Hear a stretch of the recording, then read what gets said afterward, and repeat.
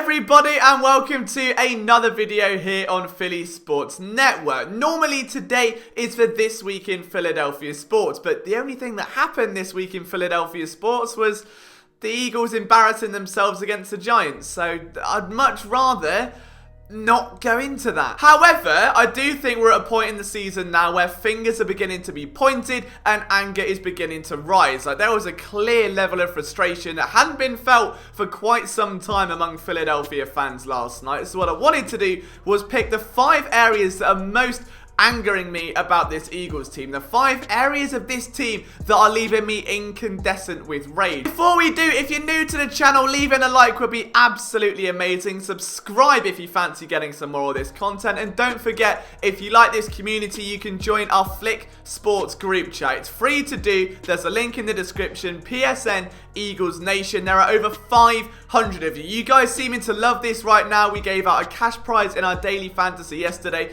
Takes 20 seconds to join, and you've got a genuine post-game therapy room to vent all your frustrations in. So I would absolutely love to see you guys in there. Okay, let's start with the elephant in the room, the usage of Jalen Hurts. Now, I know a lot of people are out there having some very wild opinions about Jalen Hurts. Some people genuinely believe he's being used for no other reason than the fact the team spent a second-round pick and they want to justify that. And that's fine. I don't think that's the case. Otherwise, they wouldn't have brought in Rich Scangarello and Marty Morninveg, 2 play-action specialists, and a guy, of course, who worked with none other than Lamar Jackson in his rookie year in Baltimore. There's a video below of all the All-22 with 2 QB sets. However, doesn't mean they're not using him terribly. What I really dislike is Peterson's rhetoric that, oh, when Jalen Hurts is in the game, the yards per pass go up. Well, that's great, Doug, but every play Jalen Hurts is in the game, it's a read option that defenses know are coming. And what really irked me about this was that in a press conference on Monday, when asked about the usage of Jalen Hurts and why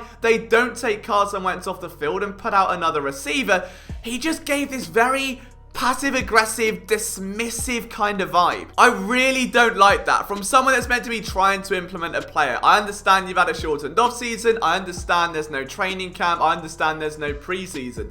But you're not doing anything exotic. And I'll get onto that point a bit later. But every time Jalen Hurts is in the ball game, it's a read option to the left, which he usually keeps. And it is just getting embarrassing. In 27 snaps, the guy has 11 rushes.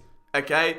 Brilliant. 2 passes, which are 9 and 18 yards each, and the rest are just bizarre read options where they don't work and defenses know what's coming. Like, what is the point on a long 2nd and 10 when you're down and you need to get momentum and putting Jalen Hurts in to just read option and run into a brick wall? There is no point in it whatsoever. If you're not going to use him properly, if you're not going to draw up a play specifically for his skill set to get him in the open field, whatever it may be, don't do it. Just let him go on the sidelines and learn the playbook and understand what Carson Wentz is going through. He might go through one day, and to learn what that's like. There is no point just aimlessly chucking him out there doing the same thing over and over and over again. Now, I was a big advocate for the use of Jalen Hurts, but the way they're using him right now is embarrassing, it's boring, it's predictable, it's a waste of time. If you're not going to do it properly, just don't bother. Number 2 is that I genuinely am fuming at the way Avonte Maddox is being thrown to the wolves right now. This should never have happened. Should never have happened.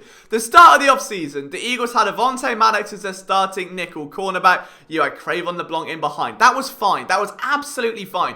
You even had Sidney Jones and Rasul Douglas, who have both done brilliantly since leaving Philadelphia, might I add, at outside cornerback spots. Now, the Eagles decided to move Avonte outside and bring in top 5 nickel cornerback Nickel Roby-Coleman, who has looked terrible, and then part ways with Rasul Douglas and Sidney Jones, meaning that your only depth at CB2 is a 5'10" cornerback who's played most of his career in the slot until you forced him to safety and you forced him outside against Davante Adams where he got embarrassed, and you forced him outside against the Giants. He hadn't shown anything promising. There wasn't a, oh my god, that game was incredible, this is our outside corner. There was never a moment like that. He was good, he was serviceable, but now you've got a 5'10" corner who in the next few weeks is going up against DK Metcalf, who's 6'4", Marquez Valdez-Scantling, who is of course 6'4", It's ridiculous. You've got other big wide receiver twos, other quick wide receiver twos. And I know MADDOX has that great electric pace. He's got brilliant burst. He can change direction very quickly. What you get, though, is when you're playing, let's say, a cover 2 like we saw the other day, where Daniel Jones is going to sink it over the top because MADDOX has got the cover in the flat. And if he drops back and you've got the turkey hole, he's not big enough to jump up and get that ball. He let back to try and tip a pass and was too short. Any other cornerback would have got that. And against bigger receivers, he's going to get picked on. When Darius Slay is playing lights out, Slay gave up one pass to Darius Slayton. That's bound to happen eventually. He has been lights out all season, one of the team's best players. You can't expect that every single week. It's gonna go wrong eventually. And if you're a quarterback and you know you've got a shutdown corner one side and a total size mismatch on the other, what way are you gonna throw? This isn't on Avonte Maddox. I'm a big Avonte Maddox supporter, but the way he's just been thrown to the Lions outside receiver in favor of Nickel Roby-Coleman in the slot, do me a favor, like, you should have had Avonte Maddox in the nickel and signed someone. Literally anyone. There was a very nice free agent class, dare I say it, some brilliant second round corners that would have fitted that role perfectly. But instead, this is really going to suck for Maddox. It's probably going to knock his confidence a lot. He's still very young, going into a couple of big years in his contract. I just don't like what the team are doing with it. On that note, linebacker depth absolutely humiliated against the Giants. TJ Edwards, for the first game, I think in his career, had an off day, and it was noticeable. And Alex Singleton led the team with 16 tackles. I'm a big Alex Singleton believer. You guys know that. But he shouldn't be forced into that role. He should not be forced into that role. None of the guys in that linebacker corps are legitimate out of the gate in a big linebacker snake draft starting linebackers. They wouldn't be among the first 60 picks. So that's just the nature of it because the Eagles haven't embedded the position with talent. You go back to 2017 with Bradham, with Grugier, Hill, they let them go and they didn't do anything to replace them other than go for value guys. They bring on Davion Taylor, who hasn't seen the field. They bring in Sean Bradley, who barely sees the field. It's pathetic. And you get, my excuse was, alright, well, they use the safeties in the box more. Jalen Mills has been subpar. We're not seeing enough from Will Parks, who got 6 snaps last week. We haven't seen anything from Kayvon Wallace. They have done nothing to negate the loss of Malcolm Jenkins, to negate the lack of depth at linebacker. It has been Howie Roseman just, I don't know. Like, you look at it now, this was such a bad offseason from Roseman, and I was quite impressed with it. I mean, the only linebacker they added retired midway through training camp. Wonderful. It's just flat out not good enough. It is flat out not good enough, and it is costing this team. It is costing young guys right now. Next one is the way the offense looks right now. And you'd think that after a bye week, when there is so much wrong, you've got reinforcements on the way, that things might take a tick for the better. Things might begin to improve. There might be some progress, and instead it is just the same bland, vanilla, boring offense. It's dreadful. There is nothing interesting about it. And the fact that Peterson is still deviating away from the run, where Miles Sanders is averaging over 6 yards per carry, is shocking. The fact that Boston Scott owns the New York Giants and has done so in every game in his career, there is clearly a matchup advantage there. You're still passing 37 times and rushing 23 in a game where you were in it the whole time. You were never out of it. You were down, 2 scores max, and Boston Scott is doing his bits. And Miles Sanders was clearly the most dynamic, explosive, efficient player on that field, and nothing with him. He was a 3rd in NFL yards per run and 31st in yards per pass. But believe it or not, they're 6th in NFL pass attempts and 26th in rushing attempts. It makes no sense whatsoever. And you can look at that and say, well, you know, it's because they're having to throw from behind. But they're not, because 6 of the last 9 games have been 2-score games where they've been, I think all of them, they've been riding the line. They've not been blown out 3-4 scores where they haven't had a chance outside of maybe 1. So the fact that Miles Sanders, who had such a great rookie year, who had back-to-back 74-yard runs against Baltimore and Pittsburgh,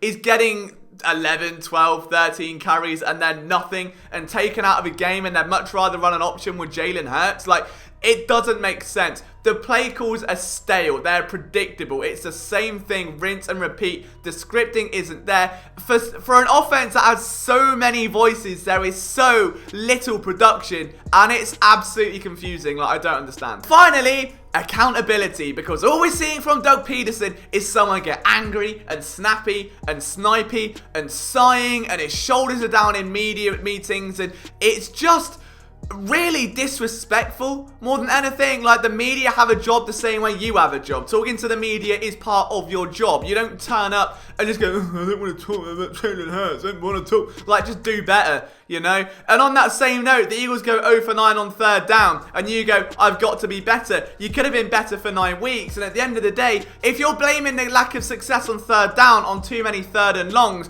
and the result of those third and longs are because you're putting stupid play calls out on first and second and not using a running back to bring it to 2nd and 5, whose problem is it? Really? You've got a quarterback whose biggest improvement of 2020 is not turning the ball over against the Giants. That's it. Wentz had a bang average game. It was the first game the receivers were out of sync and there was a few miscommunications with blitz pickup. Doesn't mean he didn't play trash. Like, he still played very, very bad. Hold him accountable. Hold players accountable. Hold coaches accountable. There has been no sense of urgency with this team in over half a season. And I don't understand why. Something has to change. Get accountable. Make something happen. Because if you don't, this locker room will fall apart. The leadership figures are disappearing. Peters has been moved around. His role has been diminished. I think his impact on the locker room isn't there. Malcolm Jenkins has gone. They need Carson Wentz, their main leader, to be the guy. And right now he is just a guy. It's not good enough. There has to be some kind of leadership. There is nothing from the coaches, from the players, other than saying we're pissed off and got to be better. Actions speak louder than words. Do something. I'm glad I got that out of my system. That felt like therapy. Guys, thank you so much for watching this video. If you liked it, turn that grey thumb blue. From myself, Liam Jenkins. I hope to see you in our Flick Sports group chat soon. See you later.